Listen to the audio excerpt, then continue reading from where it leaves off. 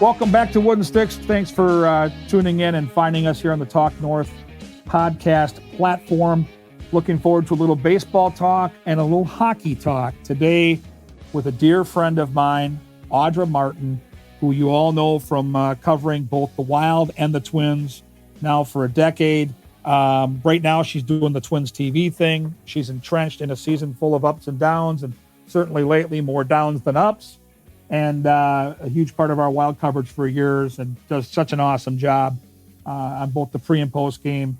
The chemistry she has developed with Mark Parrish and Ben Clymer and Wes Walls and the gang really, I think, speaks to the talent this kid possesses. I call her a kid because she is significantly younger than me, but she's a pro, and really excited to talk with her about her journey.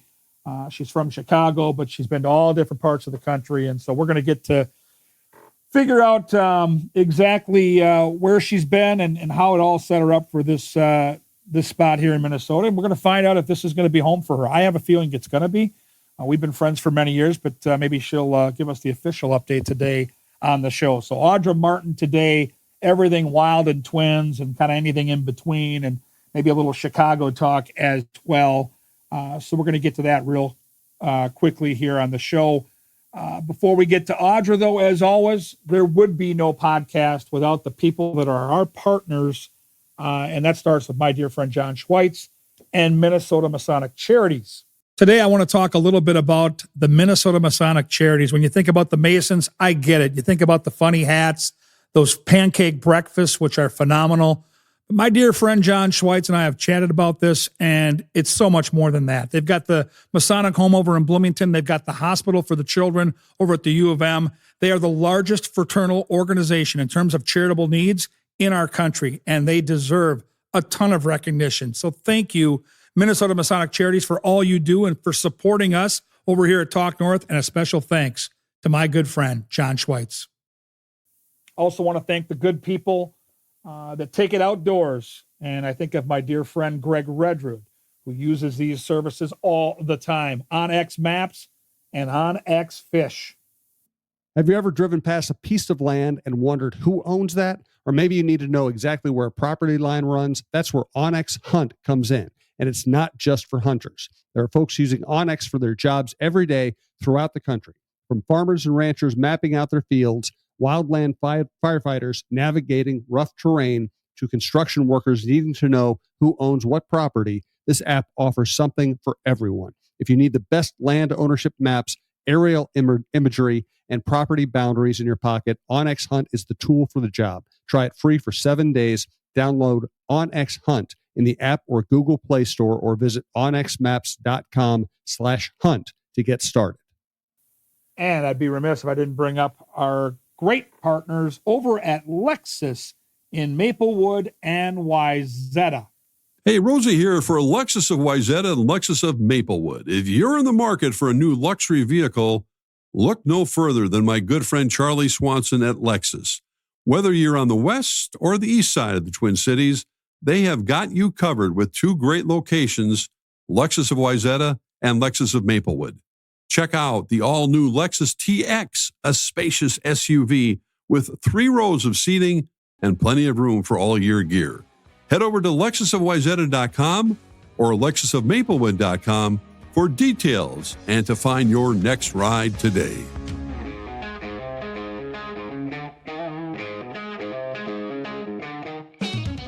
Welcome back to Wooden Sticks. As we mentioned earlier, recording today from the Aquarius Home Services studio. Very excited to have my dear friend on and co-worker, Miss Audra Martin from Twins TV and FanDuel Sports Network. Hello, Audra. Hi, KG. How are you, my friend? Well, I miss you. We don't get the chance to work together during the summer season. We are together most winters in St. Paul, so I've been watching and following along as best I can. I know it's been a topsy-turvy baseball season, which we'll get into here on the show at some point. But I just wanted to start with this. Do you consider yourself, now that you've been here as long as you have, a Minnesotan finally? I do. Am I allowed to finally? I've been waiting for that moment for somebody to give me, the official permission to claim Minnesota. Cause yes, in my heart, I definitely do. I absolutely love it here. No intention of ever leaving. Well, you sound like a Minnesotan. That's the cool thing is, I know sometimes interlopers, they don't sound like they're from here, but you actually, I think a lot of the jargon you've picked up and maybe just the way that your voice sounds, it fits in so well here. So I think it makes an awful lot of sense.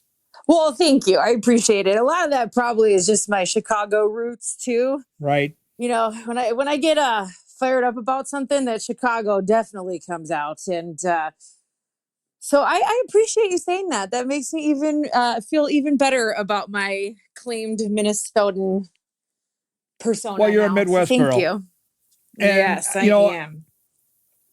As you kind of have progressed into this business and flourished, did you always have this in mind? Like when you were a little kid, and I know a lot of times when you're in grade school and into high school, you have 18 different ideas of what you want to be when you get older. When did the seed get planted for the sports broadcasting? Yeah, no, my entire life, really, all I wanted to be was a police officer. I was that girl in high school that would do ride-alongs and try to befriend all of the police officers in my town and everything. I applied to all the colleges that I applied to as a criminal justice or law enforcement major. So it wasn't until my freshman year of college when I was invited to apply for restricted majors. At UCF, you have to have a certain GPA to get into certain programs. And for some reason, I did very well my freshman year. I ended up getting a 4.0. I never had a 4.0 any year, of high school, but for some reason, freshman year of college, I got my butt in gear. So I was invited to apply to the restricted programs, and I just was like, oh, I'll look to see what they are. And radio, television kind of jumped out to me. I was always into performing and theater, things like that. So I was like, oh, that may be something fun to add as a second major. And so I did. And obviously just my love of sports growing up, that made total sense. But in college, you have to try everything. So I anchored weather some days. I anchored just the news desk and had to do breaking news. I covered the elections that year. So I was at the Sarah Palin rally that she did in Orlando. I was at Obama's and covered all of that stuff. And gosh, it just did absolutely nothing for me. I remember doing a story about salmonella tomatoes that were making a lot of people sick. And I just was like, absolutely not. If I'm doing the TV thing, it's for sure going to be sports. And so, yeah, then I just kind of kicked it into high gear on that sense as, things went on. And my first year out of college was with the Atlanta Braves. It wasn't on the broadcasting side of things. It was in the front office, and been doing the sports thing ever since. Well, let's go back to Central Florida because we have a unique bond with that school because my oldest daughter, Katarina, went to school there. She still lives in that area, and she was never way into sports. But the one thing she always talks about, even to this day, and she recently turned 30, is how much sports are a part of that experience in that part of Florida, and how you have college football and pro sports kind of everywhere in that area. So that probably was a good place for you to end up. It was great. It was an interesting college sports experience because my first 3 years. Yeah, it must have been my first 3 years. We didn't have a stadium on campus. So everybody had to go downtown and go to the Citrus Bowl for all of our games. And right, Citrus Bowl? Am I remembering That's right. Correctly? Gosh, it's been so You're long. exactly right. So everybody had to shuttle downtown to go to football games. And then finally we built the stadium on campus, and I did 4.5 years. So I was lucky. I got an extra football experience down at UCF, and the program obviously has blown up. We like to claim that we were national champions at one year because we were undefeated, but at that time, we weren't a Power 5 school. And so we still claim that, whether people agree with it or not. But, Blake Bortles and people like that really kind of put UCF football on the map. And I'm really excited to see that, we're starting to get some recognition. Still, every once in a while, when I say I went to UCF, people are like, "Oh, that's the one in Tampa, right?" I'm like, "No, that's South Florida, and I hate that school." No, I Guys are went to rivals. UCF. Right. Yeah. So it was a great school, and the TV program down there is phenomenal. So I couldn't have picked a better school. Moved, a couple thousand miles away, or how many thousands of miles it is from Chicago. Said bye, mom and dad. See you later, and I never came home. That's usually a sign of a good experience. And I Yeah. clearly know now, because we've worked together for a decade, how well that whole thing went. And this is Wood and Stick. So we'd like to go back to the hockey side of things, where it all started for you. And I don't know how much our Wild viewers and Wild fans know, even though they feel like they're probably your best friend or your neighbor or part of your family because you've been in their living room for 10 years. But it all started with the Atlanta Thrashers. And I think it's kind of a fun story. Yeah, well, it actually goes back even further than that. The first hockey team I ever worked for was the Florida Seals of the SPHL. Oh, Way wow. back. I didn't even know I that. know.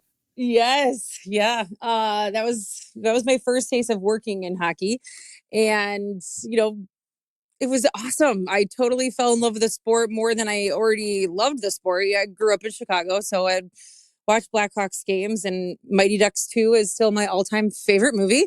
So getting to work for a minor league team in college was awesome. Totally got me into the game, taught me the game even more so than I already knew, and made lifelong friends. That's always a bonus. But yeah, and then so when I moved to Atlanta and was working for the Braves, I also was my first gig with the Thrashers. I was on the ice crew. So out there with the shovel, skating around and, taking care of the ice during the game. That was a lot of fun. And then the next year they needed somebody to fill in the ringside role.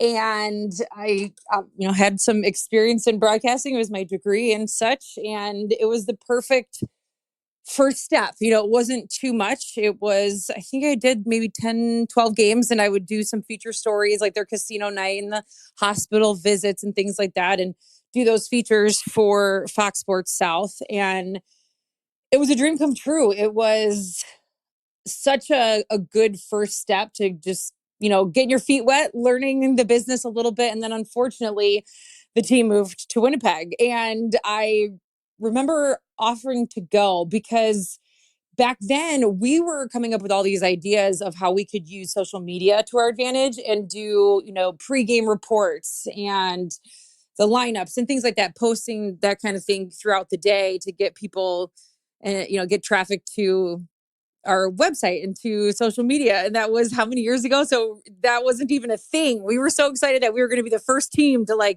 take advantage of social media. And now look at where that direction has gone in sports. So yeah, I volunteered. I was like, I'll move to Winnipeg. I just want to keep my job, blah, blah, blah. And in hindsight, probably a good thing that they said, thank you, but no. So I don't know how I would have done in Winnipeg. I got to tell you, and I know you don't love, the cold in the winter is tough on everybody, but Winnipeg's a different level. And I'll always say this, the people up there are fantastic. I love the people of Winnipeg. It is, number one, the building's always full. The people are awesome hockey fans. They're great to talk with. I just don't ever want to live there. When I'm there, it is always windy and cold and dark. And, it's always in the middle of winter. I'm sure in the summer, like we have here, I'm sure there's some beautiful areas, but it all kind of was meant to be. So you end up going to Nashville. How did that play out? Well, so between my time at the Thrashers and then Nashville, I made a stop in Huntsville, Alabama, and was a sports anchor in Huntsville, the ABC affiliate. I was there for about 10 months. And then the opportunity in Nashville came about, and that happened pretty quickly. They needed somebody right away, and I wasn't under contract at my station in Alabama. So I was able to move, pack up my house, and make the drive in a pretty short amount of time. And then surprise, you're right in the middle of football season with the Titans. And that was a phenomenal experience as well. We were the flagship station for the Titans. So I got to do sidelines for the preseason games. And then we also did their coaches show. So every Monday, recap of the game with the head coach and a special guest player. And that was awesome. So much fun, and definitely heightened, my love for football and my knowledge of football too. There's nothing like sitting down, talking to the head coach and breaking down film as a way to really get into the game. And so it was awesome. I couldn't have really had a better experience. And Nashville's such a cool town. I love music. That's my other passion besides sports. So to be in a town that has a love for both was such a wonderful fit. And so we got to cover the Predators, the Titans, and then everything SEC sports, Vandy being right there. And we'd often go out to Knoxville for their games. And so it was a little bit of everything. It was a lot. It's hard to keep up. That's why I give a lot of local sports anchors so much credit, because you have to be in touch with so many different teams, so many different sports, and it can be kind of overwhelming at times, but it was great. And then the opportunity up here came about because Jamie left, and she left for the NHL Network, of which I actually auditioned for that job as well. And I was heartbroken that I didn't get it. But when I heard that she was leaving Minnesota, I called my agent and I was like, it's Jamie Hirsch. She's leaving. He's like, I was just about to call you. What do you think? And the rest is history. Well, it was meant to be. And it's been a great fit for you. And we've made a ton of memories, and we've had so much fun working together. Haven't we? 10 years, oh, it's been KG? Great. Like working with Crazy. Parrish, all the gang, like, Wes Walls, Ryan Carter, through the years. It's just, it's quite the family we've established. I know John Stroh, our longtime producer, has moved on to work with a couple other teams. But Matt Gangle, Matt Lax, and then Ricky, we have a group of people that make up kind of our wild family. And so I think we're going to stay in touch, probably forever. We're just all kind of bound together from our time together with the Wild. But before we segue into the Wild, and I want to get to a couple different talkers here this summer, why do you think hockey has been able to, I want to say flourish. I'm going to use that word flourish, because Nashville has found a fan base down there that I wasn't sure. Like when this thing first happened, I wasn't totally convinced that hockey would work there. I know all about the SEC. I know all about football in that part of the country. But I have to say, Audra, it's really had an amazing, consistent run of big crowds and big energy down there. Maybe the cup run has a lot to do with that. But, I am super impressed with why it's sustained. You lived there. You lived it. Why do you think that fan base has been so rabid? Yeah, I think part of it kind of reminds me of my time in Atlanta, because it was heartbreaking to see the team move because there wasn't the fan support that they needed, which really surprised me, because obviously Atlanta's a huge city, but you had, people that were from all over the country. So we would have huge crowds when we would play Pittsburgh or when we play Chicago. And other than that, people never really latched on to the Thrashers being their second team. But in Nashville, I think that there's enough of that. I think there's a lot of people, right, who are from all over the country because it's such a popular city. So you have people that are moving there who are already a fan of the game, a fan of some other team. But the product there at Bridgestone Arena is so phenomenal that I think it's really easy for those people who already like the game to go and continue to go back, because the product, the game atmosphere, the game experience is so wonderful.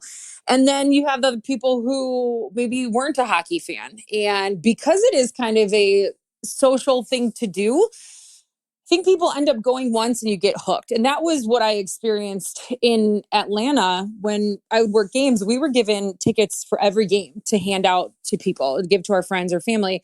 And I sometimes had to beg my friends to go. I'm like, you guys, I have 4 tickets in the lower bowl. Like, I can't even tell you the value of that. Just go. You will love the game, I promise, if you just go see it live.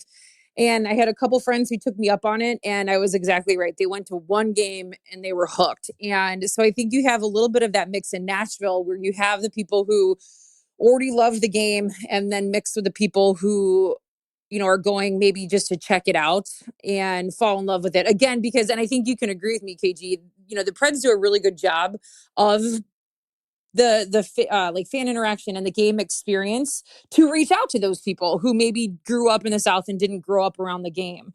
And obviously, yes, the cup run played a huge part. And I always think back to a couple years ago. I know that the Predators took some crap because they had those signs or whatever, on the chairs, and you get into the game, and it had the basic rules in the back, and people were like, oh my gosh, you have to tell your fans the rules of hockey. Well, you have to start somewhere, right? And you do have people there who didn't grow up around the game. And, if it helps them understand the game more, it's going to help them get more butts in the seats, because more people are going to fall in love with the game if they understand it more. You got to start somewhere. I'm willing to bet that they don't have those cheat sheets anymore. That was, I don't know, Right. 10 years ago that they did that. But yeah, I love seeing that team thrive the same way, any non-traditional hockey market that does well. It just makes me happy as a fan of the game. Who's to say just because you're in the South doesn't mean that you can't have a huge fan base. And we've seen it, Tampa and Nashville and, even Carolina, especially when they went, on their run. I actually did a couple games for the Hurricanes about 12 years ago, and they have a very, very passionate fan base as well. So that stuff makes me happy. The more hockey teams, the better, right? I agree. And I like non-traditional markets flourishing. And I think Nashville fits that bill. The other thing they have there is the star power. We get that in LA. We get that absolutely in New York. And a couple different times when we've gone through Nashville, I remember like 8 or 10 years ago, Taylor Swift was in that building next door, which was kind of cavernous. And they did all the rehearsals for their tours in that building next door. And so the Wild players got word, and this is way before the Eras tour, and she's kind of blown up to a different level here in the last couple of years. This probably wouldn't happen anymore. But we were able to go over there and watch her rehearse. Kelly Pickler and Catherine McPhee in the Friends and Family Room. I got to meet them a couple years ago when Kelly Pickler was dating Tutu. And then just last year, Keith Urban did the anthem at the Wild Predators game, and they handed out Keith Urban bobbleheads at the game. So there's that star power part of the Nashville trip that always is fun too. Oh, for sure. And when Carrie Underwood would be at the games when Mike was still playing, I freaked out the first time I ever saw her. They were walking around, underneath to go to the special private elevator. I was like, oh my God, that's Carrie Underwood. I'm within 5 feet of her. I freaked out. But yeah, there's people who love going to the games, and they did a great job with the whole campaign of having a different star sing the anthem every night during the Cup run. I mean, brilliant, right? Those people are in your backyard. Why not take advantage? And there's really no other city that can compete quite like that when it comes to the huge superstars that they had. And so I just thought that was awesome. Yeah, pretty cool. So now you go from Nashville to Minnesota. We've got a decade here to talk about. And I just we'll do the broad brush thing to start out with. Like, you had been in college in Florida. You had been to Atlanta. You had been to Nashville. But you grew up in Chicago. So how long did it take you to readjust to the Midwest and to winter and below zero and all that good stuff? The first winter, I will say, was pretty shocking. That was back when we were still Fox Sports, and we had a TV show called The State of Hockey. And, we would highlight different aspects of the game. And there was one episode where we were in somebody's backyard and doing the whole thing about how they set up their rink and the maintenance and hockey parties and all of that. And it was the coldest day I've ever experienced in my life. I remember, Ralphie, right? Our amazing photographer, cameraman Ralphie. Ralph is the best. Yeah, was telling me, like, you got to be careful. You'll notice your nostrils are going to freeze. You could feel it. And I always thought that was a myth. Like, I thought people were exaggerating, but I walked out there and he was not wrong. That was quite the experience. I think the wind chill was minus 50. So that shocked me into reality real quick. Luckily, we really haven't had a winter. I don't think that's been that cold. I could be wrong, or maybe I'm just used to it at this point. But yeah, the first winter, it was tough. I kind of had to remember how to drive in crappy weather conditions. But now, you know what? I like it. And Minnesota does a good job of preparing for these storms, as opposed to Nashville when it snows 2 inches, the whole place shuts down. Nobody knows how to drive. They freak out. Everything ices over because there's not enough salt trucks. And it's just mayhem. Up here, it's a piece of cake, right? We're all used to it. Not a big deal. So that I can very much appreciate after having lived in a couple cities that, like I say, freak out at the sign of, 1 inch of snow. But I love it here. And we all know the summers make up for those winters, right? They do. They really, honestly, and I like the change of seasons. Like, you can feel the air this week start to change a little bit. State Fair is coming. Fall is coming. I will argue And, both of us have traveled the world over. I will argue September in Minnesota is as good as any month anywhere in the country. I will take our September against almost anybody else's, at any point in the season. It's my favorite month for so many reasons. Me too. I've always loved the fall. It's always been my favorite season. And that was really hard living in Florida, especially where, the seasons down there are summer, hotter summer, hurricanes, and more hurricanes. It was Right. awful. It always used to bother me when it'd be Christmas time and there's Christmas lights on palm trees. I was like, that is not okay. I just never liked that. I missed the holiday season, but I really, really missed the fall with the leaves changing and the smell of people, burning leaves and all of that. And yeah, I missed it terribly. So once I finally got back up here, I don't know if I've ever been so excited for fall to see the leaves changing. But it's just beautiful. It is my absolute favorite time of the year. So I've had other people on, like Matt Maka, like Mitch Helgerson, like Joe O'Donnell. Mm-hmm. I can't wait to hear your answer here, actually, because working with you, I know how much love and passion you have for this hockey team. If and when in the next few years, this team is able to not only make a cup run, but to win the Stanley Cup, in your mind's eye, what does that look like in the St. Paul area, and where will Audra Martin be? Holy cow. I think about that a lot, KG, because I get so jealous every year watching these cities get to have the parades and the celebrations. And I'm like, wow, you guys think that, you love hockey and you had a big celebration.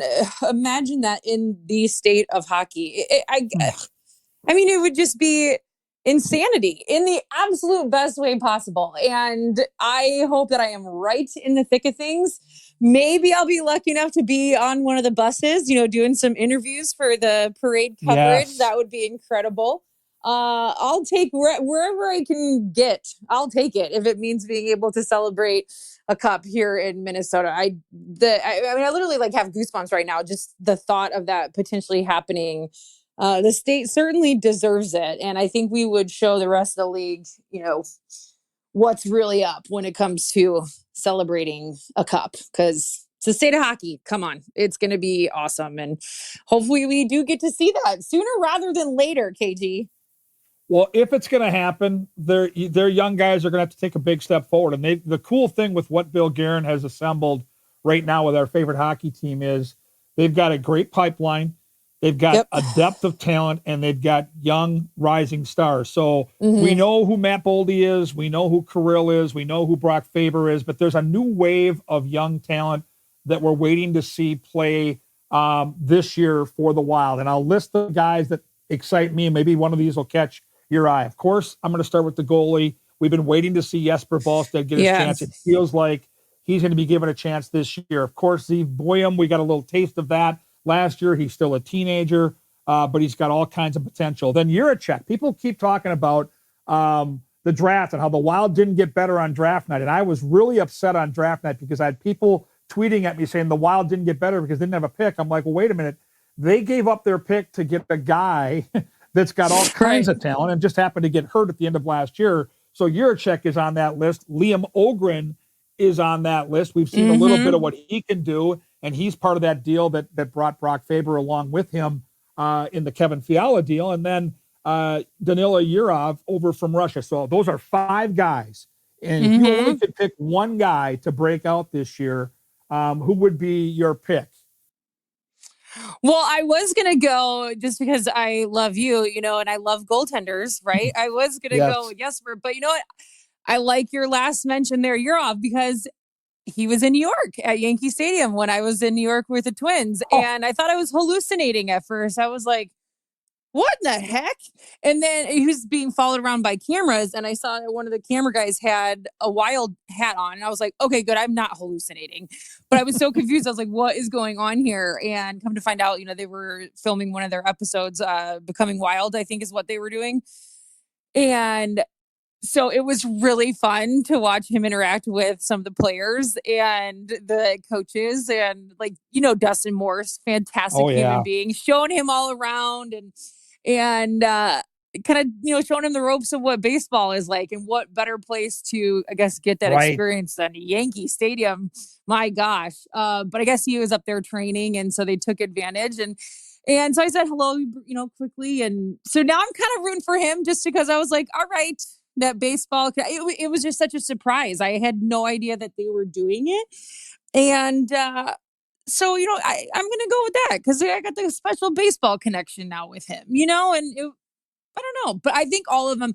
The other one I would say is Ogren. I mean, I got pretty excited. I know a lot of people did with him, last year, and we saw flashes. Obviously, there's still a lot of room to grow there, but that group in general, to me, is exciting, and especially Volstad. I mean, I always root for goalies, and I think this year is just going to be interesting to see him really be able to flourish now that there's maybe a little bit more stability in what's going to be going on with him, as opposed to the situation last year. And everybody, of course, is going to miss Marc-Andre Fleury. How lucky and how blessed were we all to be able to watch him play night in and night out. But, when one door closes, another one opens. And so I'm really excited to see what he can do now with, like I said, a little bit maybe more, clarity or stability, or whatever term you want to use for the opportunity that he has. So I think that's pretty exciting.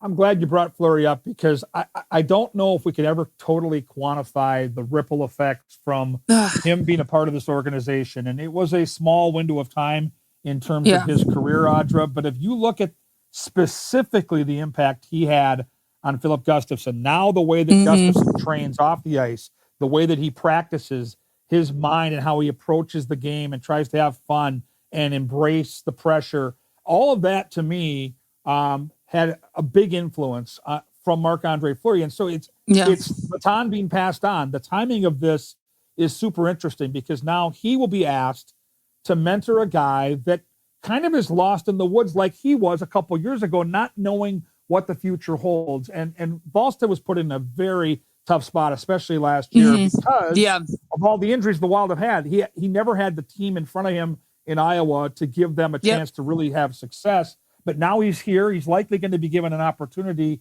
and I'll be very curious to see how that relationship plays out. Both guys being from Sweden, and I think being friendly already, but now knowing that Marc-Andre Fleury's kind of shown Gustafson what you have to do to help your goaltending partner out. Right. Yeah, I agree. And I just, even being able to talk about Marc-Andre Fleury, to me, will be a highlight of my career. You can go through years and years of being a sports broadcaster and cover some great athletes, and some of the best who have ever played. But when you're literally talking about one of the absolute best who ever play the game and play that position, and just also such a fantastic human, right? It's something that not everybody gets to experience in their careers. And the fact that we got to, for a couple years, and see the milestones that he reached in a Wild sweater, and and then just get to know him, and just get to see how great of a leader, a teammate, a person, all of that. It just was something I never took for granted. And oftentimes I would sit there during the broadcast and say, how lucky are we that we once again get to talk about Marc-Andre Fleury doing this or doing that. And it will always be one of the highlights of my career, because he's just fantastic in every sense of the word.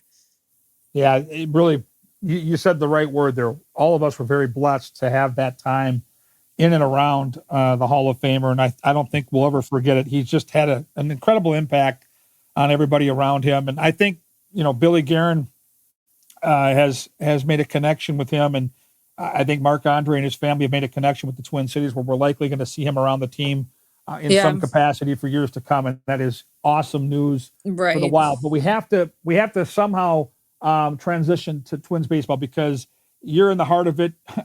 Setting this interview up, I realized you're going to work 140 plus Twins game on Twins TV.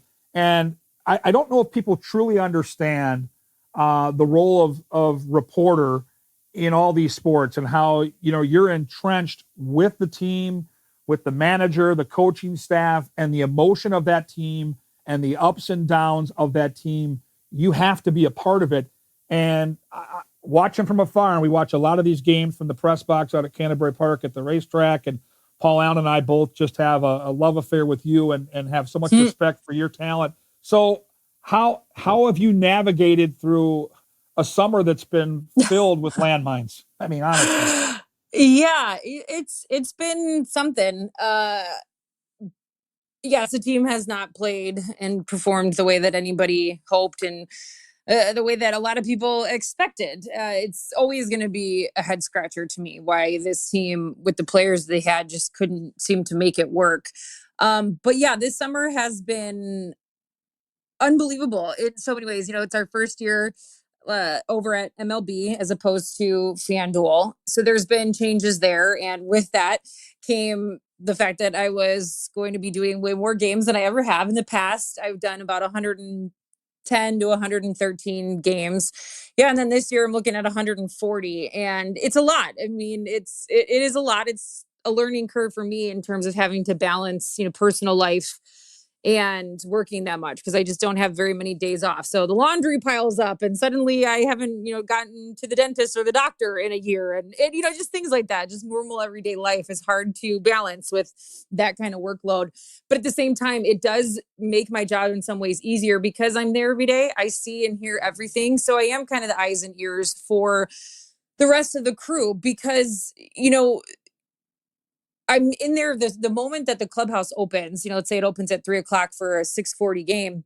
I'm in there until about 5:00, just talking and seeing what kind of stories I can drum up and building those relationships and things like that. So even in a game where maybe I only am on camera or you only hear my voice, 4, 5, 6 times, there's a lot of information that comes from me because, like I said, I'm in there. Our producers and directors aren't in the clubhouse. And so I know, something might be happening. Like I knew when the new home run celebration was coming last year. So I was able to tell our director, Matt, I said, hey, if somebody hits a home run tonight, just let you know they're going to unveil the new home run celebration. That was the Prince themed thing. So being able to tell our director that was a big help because then he didn't cut away to the replays right away, right? He went right back to the dugout so that we could see that live. Right. And so there's a lot of that's, getting a little feel for the injuries and things like that. So there's a lot of things that go into the job that you don't necessarily see when you're just watching the broadcast. And I love that. I love being the eyes and ears. I love telling fans the stories and things that they wouldn't know otherwise, because there's so much more to baseball than just the 162 games, right? That's the nice thing about baseball is we do have a lot of time to be able to tell the fun stories, the heartwarming stories, the goofy stories. You can do a lot of that when you have 162 games because, it's a lot. You got to fill the time and the discussions with some, outside the box things. And we've had a really fun time doing that this year with the resources and stuff that we have over at MLB. And it's been amazing. And I'm thrilled. And every day I feel so lucky and so blessed. I mean, I've always said this is my dream job. I think people sometimes think I'm exaggerating, but hockey and baseball have always been my 2 favorite sports. And to be able to cover both, I'm very lucky, because not every city has both. And even if they do have both, a lot of times people in our positions are doing one or the other. And to be able to do both has been just an absolute dream come true. And I never, ever take it for granted. Even when it's 140 games and it becomes a long summer, I still wake up looking forward to going to the office. Well, I've been reminded this year, because, I grew up with the Twins. I grew up with always having the ball game on. And when I was a kid, it was rarely on TV. It was the radio. It was Herb Carneal. Right. But I got to tell you, and you know him a lot better than I know him, and I know him well enough, but holy crap, how good is Corey Provis? Just an absolute rock star. Right? In every sense of the word. I mean, he's so good at his job and he's such a good dude. He's so fun to work with. He is open to all of my crazy ideas and he's willing to give them a try, which is nice. We've had some ideas that we put out there and they're okay. But then we've had some that, I'll just pitch an idea. I'm like, I think I am onto something. What do you think? And he'd be like, I love it. Do it. And he'll, give his 2 cents and help make it an even better idea. Or he may know something along that storyline that I wasn't aware of. And And then it becomes like a collaborative effort, and he's always willing to do that. And he gives me advice.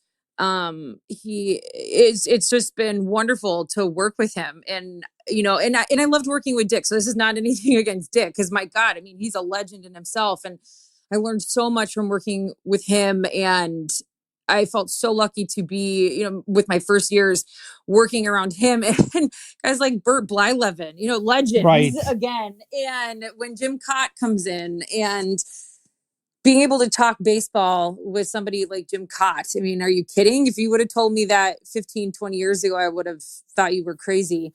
And so then now the new chapter with Corey and bringing in guys like Trevor Plouffe, who has had more games this year. And obviously there's been kind of a regime change in that sense in terms of the analysts over the last handful of years. But I love our group the same way that you were talking about our family, the Wild, our group being a family.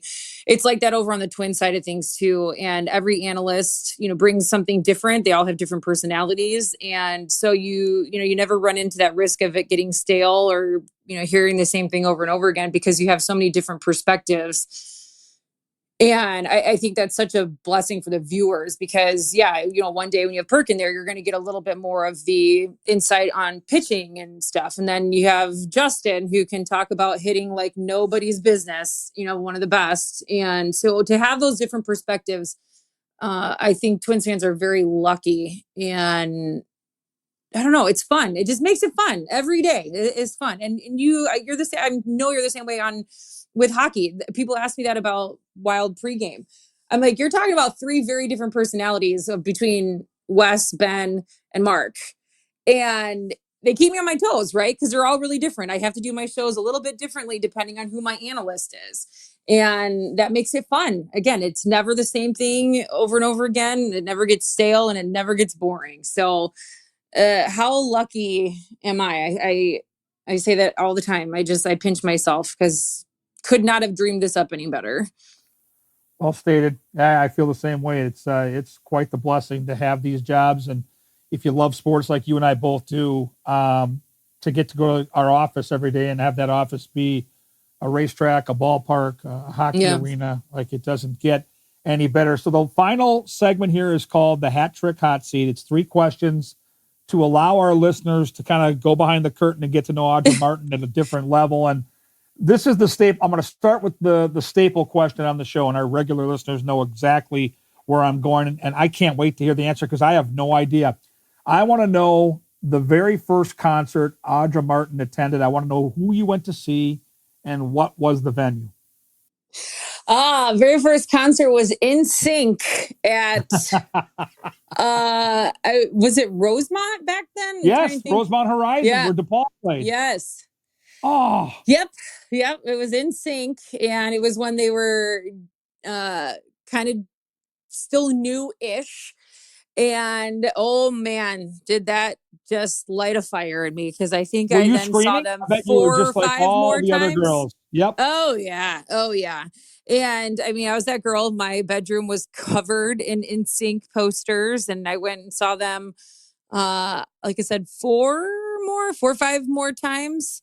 Wow. Yeah, I was total NSYNC mania groupie growing up. Those were the good old days. Yeah. That's Justin Timberlake, right? I'm not great on the boy band thing, but that is Timberlake. Yes. Well, obviously, what a talented guy. Okay, that's cool. That's really cool. All right, so now we're going to take Minnesota and Chicago out of the equation. You'll understand when I get to my third question why I took Chicago out of the equation. But you've been traveling in the world of baseball for a decade, and if you factor in having an off day in the town, but also the experience at the ballpark in the city you're going to. So it's a combo platter, and you can explain to us why you're picking this spot. Can't be Minnesota, can't be Chicago. Give us your favorite road venue when you factor in off day and ballpark. Petco in San Diego, hands down. Oh, wow. I've been there. I love that spot. Yeah. Great ballpark. It's a beautiful ballpark. And San Diego is one of my favorite cities in the world. We had a condo out there, or my grandma technically, but so we would go out there every summer as a family for years. Starting when I was maybe 8 years old, all the way up through college. We were out there every summer. And so just totally fell in love with the city. And the whole area right around the ballpark is awesome. So fans are very lucky in that sense. You can go to the game and then you can go walk around the gas lamp district, and it's awesome. The weather is perfect. Obviously, Every any day. place that I can go that I don't have to worry about, the rain or even snow or any of that. That any ballpark that is either in that kind of climate or that has a roof, I'm a big fan of. But then just being able on an off day, go down to the beach. I love San Diego, and the ballpark itself is awesome. They have this really cool area out in the outfield where you can bring your dog, and there's like this hill back there. And so you can literally sit out there with your dog up on the hill. You're kind of still in the ballpark, but not totally, and just relax and watch a game. In some ways, it almost has that like minor league ballpark feel, when you can just be sitting on the grass. And so I was always a big fan of that. And yeah, I just love it. It's the easiest. People ask me that all the time. It's the easiest answer. Petco, hands down. Great answer. Now, final question.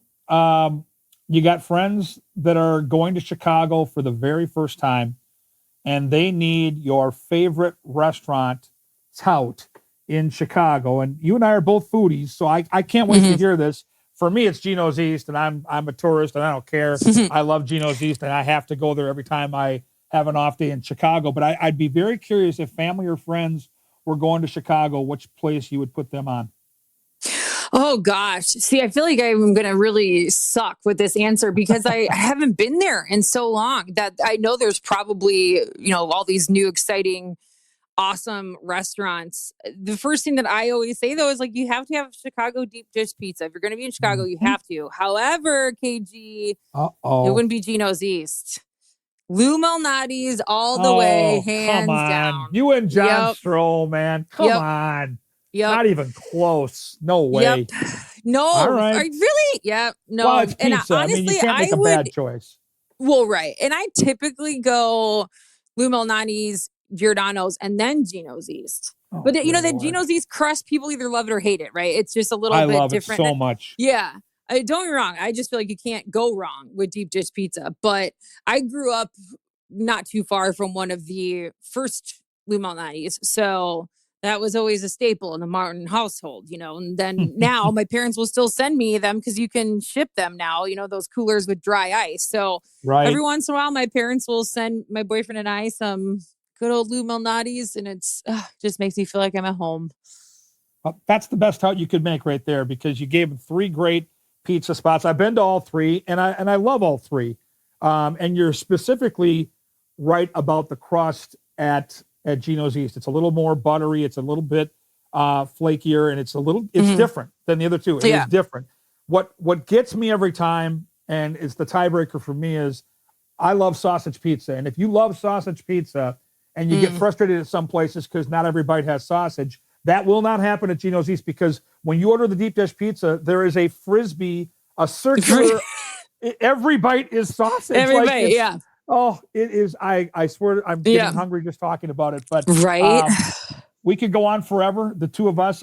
45 minutes isn't fair, but we have to cut it off. Our producer has another show to go to. But Audra, honestly, so much fun catching up with you. We're going to watch you here down the stretch with the Twins, get to know some of these new young players, and it won't be long, and we'll be gathering together in St. Paul, and I can't wait. Oh, I can't wait either. KG, you are literally the best. One of the all-time greatest humans I've ever had the pleasure of working with and calling a friend. So it was awesome catching up, and I appreciate you guys having me on the show. And this just got me fired up for hockey season. It's going to be here, holy cow, before we know it. About a month until the first preseason game. It's sneaking up on us. The check's in the mail for that commentary, and I'll be back after a quick break to put a bow on the show today here on Wooden Sticks.